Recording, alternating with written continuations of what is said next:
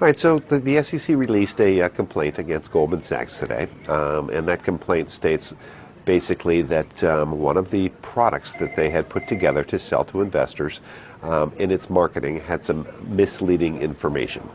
So basically, the fraud that they're alleging that Goldman actually put together marketing material that wasn't consistent with the facts in terms of how this synthetic product, this CDO, was actually put together. And I think that's the gist of it. They've got a 22-page complaint that just came out this morning, and people are trying to get their arms wrapped around exactly what that means. But in layman's terms, basically, the SEC is saying Goldman was deceptive and misleading in the way they marketed a particular product. So Goldman Sachs has long been one of the top investment banks, and if you look back at over the last couple of years of this financial crisis we went through, they certainly were able to come out of it in a better fashion than a Bear Stearns or a Lehman did.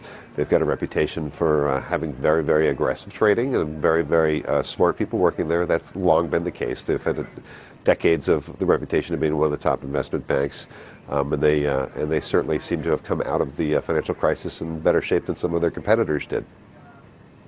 Well, again, this is something that will be played out in a public forum. So, what happens is, like with any other charge that is brought, it's going to be played out in a public forum. There will be closure to this, and people will move on.